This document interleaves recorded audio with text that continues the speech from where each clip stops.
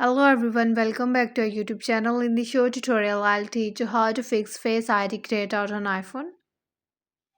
So let's get started the video without any delay. For that, open the settings menu on your iOS device.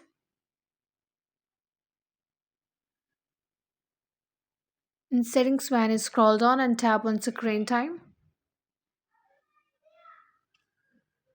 Now scroll all the way down and tap on contact and privacy restrictions.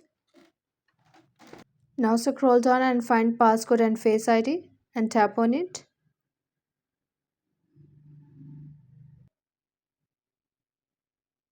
Here select allow option.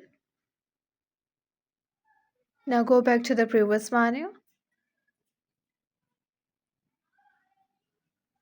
After that, turn off the toggle for contact and privacy restrictions.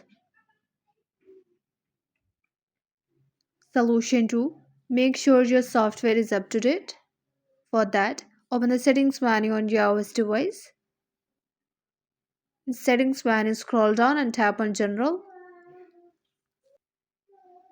In general settings, tap on software update. Here, make sure you are using the latest version of iOS.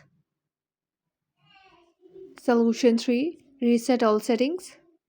For that, open the settings menu on your iOS device. In settings menu, scroll down and tap on general. In general settings, scroll all the way down and tap on transfer or reset iPhone. Next, select reset. Then select reset all settings in the pop-up menu. Enter your iPhone's passcode. Then select reset all settings in the pop-up menu to confirm that you want to reset your all settings. Solution 4. Make sure Face ID settings are enabled under accessibility.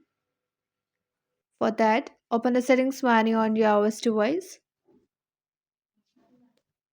In settings menu, tap on accessibility. In the accessibility settings, scroll down and tap on Face ID and attention. Here, make sure all the toggles are turned on.